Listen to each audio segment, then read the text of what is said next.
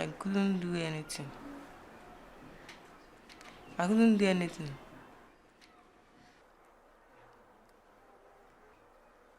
Please help us more.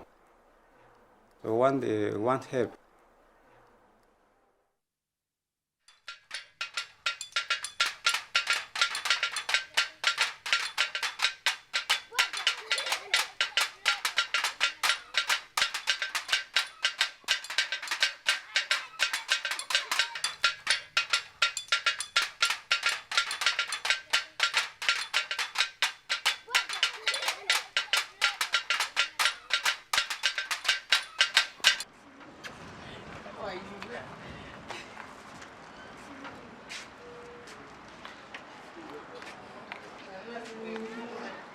How about the feeding? Are you feeding fine? We are not feeding fine. No. We are only managing. Don't worry, everything will be okay. And you need to be patient. Patient and pray. My husband just abandoned us, me and the children, and they went. I don't know where he is now. Since 5 years ago now. So I only stay here with my children. They are 7 in number by the grace of God. But one has died, so remains 6. The child just developed sickness after when we went on the test. They said that it's HIV-positive. I hide it to everybody. Even my mother didn't know. Nobody knows. Because if they know now, everybody will run from you. It's only them that knows it. Even my children didn't know. Nobody knows. So I hide it to every ear. Nobody knows. Talk less of to help. Because immediately they know, then we broadcast it everywhere. And everybody will run. So I hide it. I don't let anybody to know.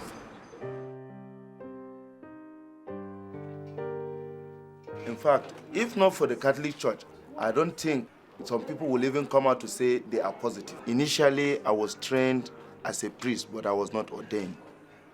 So I withdrew into public life because of the family problems that have engulfed my own house.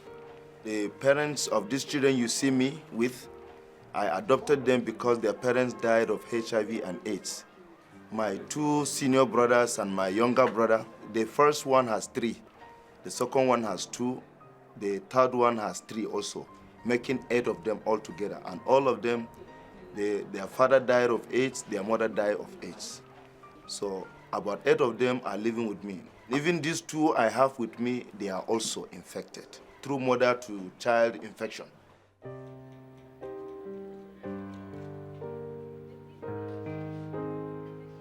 From our own records, about 80% it's through sexual contact with their partners, and the children we work with transmitted from their mothers.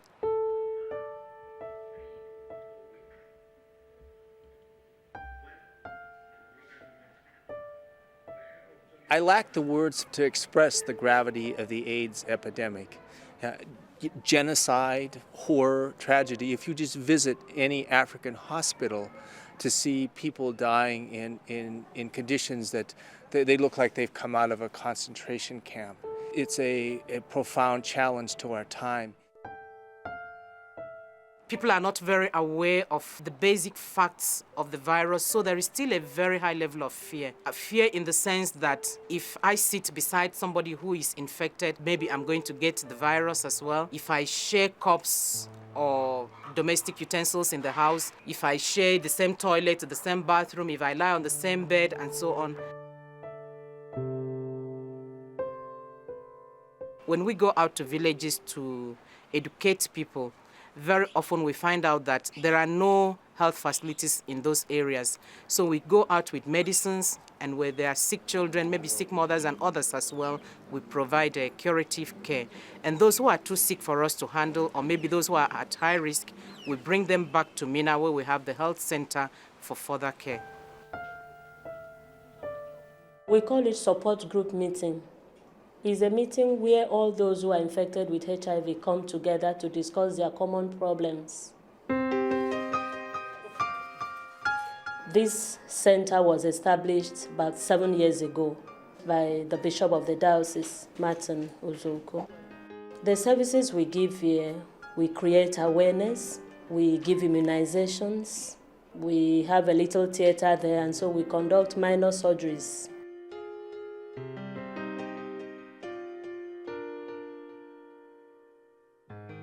You see people coming up here every time, in the morning, in the evening, in the night, no time. Sometimes when we are sleeping, somebody will knock on your door and because he has come to share. People confide with us because they know that we are caring for them. I believe that 60% of the healthcare in Nigeria is private. Only 40% is state-run. We are responsible for some 320 institutions, large as well as small hospitals. In many cases, Catholic-run healthcare is located deep within primitive village areas, where government healthcare is not provided.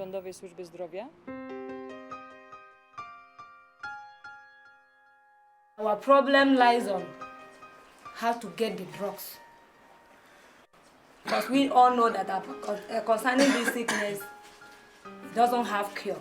But there's some drugs to use, it at least will reduce you boost up your immunity. But here, we don't have such drugs because of lack of money.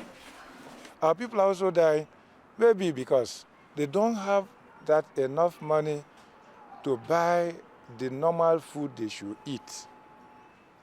For those who are very sick with the virus, unfortunately, we don't have much to do and we are really handicapped.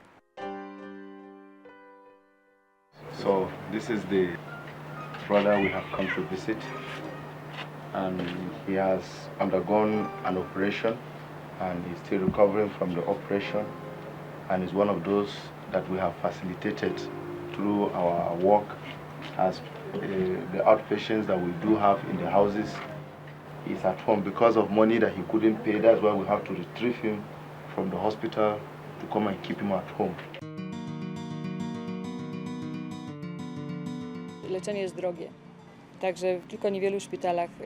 Healthcare is expensive. Also, many hospitals lack proper drugs and the patients have to pay fees. There are few cases in which the government will provide salaries to doctors or nurses working in a missionary hospital. Very often, hospitals cannot hire doctors because there is no money to pay them. Additionally, we have a health policy stating that if a patient comes to the hospital without money, we cannot send them away. We have to treat them and pray that maybe they will pay. The doctors who give their services, they are Catholic doctors, and they do it free. We cannot carry out this without any support from anywhere. We remain grateful to the Church in Need from Germany for the support they are giving us.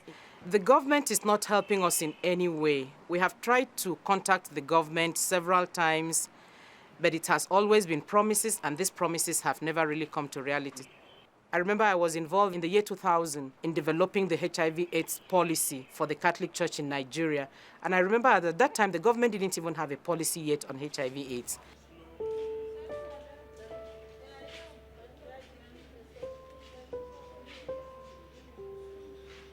The Catholic Church is on the leading edge of treatment in Africa. They're the ones that introduced home-based care, care of AIDS orphans, and now are on the cutting edge of bringing anti-retroviral treatments. And just as the Catholic Church has been a leader in treatment, it is now becoming a leader in prevention. We know what works to prevent new HIV infections, and that is abstinence before marriage and faithfulness within marriage. And that's been shown very conclusively to lower HIV prevalence in Uganda.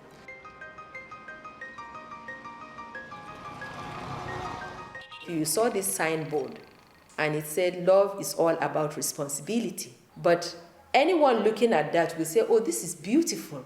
Yes, love indeed is all about responsibility. But what is the responsibility? It is the use of condoms. They don't talk about the side effects. And you know, for us here, it is even dangerous. Because you see, the condoms, for example, if they are distributed, sometimes one uses it about 3 times, 4 times. They don't dispose of it. And when even it is disposed of, children pick it behind a refuse dump and use them as balloon. You see, the government is at a crossroad. They have to please the international organization for them to be supported, financially. And they also have to please the people in the country in a way, because their culture goes contrary to what the international organizations would want the government to do. So there is a clash, or there is a contradiction. On the one hand, our culture does not permit the use of condoms. It encourages and preaches chastity before marriage. Look at the epidemic 20 years into the distribution of condoms, and what has it brought? Nothing. It really has not changed the face of the epidemic. There are millions of dollars used to produce condom. And here, the people here are dying of poverty, dying of simple malaria that you can just take a 20 naira chloroquine and you are off it. It's not up to the costs of one condom to treat malaria in Africa. But where is the drug?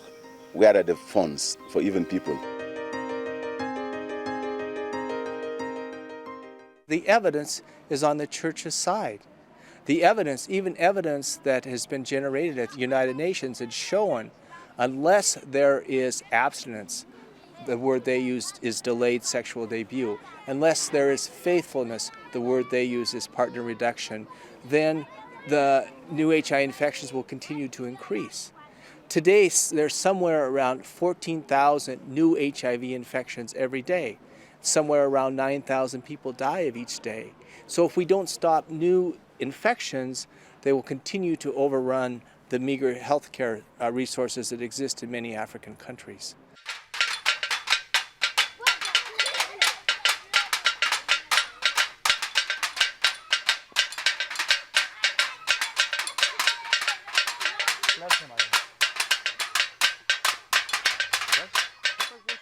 I have a story. Are you ready to listen to my story? That is it. Have you the patience to listen to my story? That's another. So in most cases, it is not the sympathy we need, but it is the hearing of us and seeing, exploring ways and means of coming to our assistance.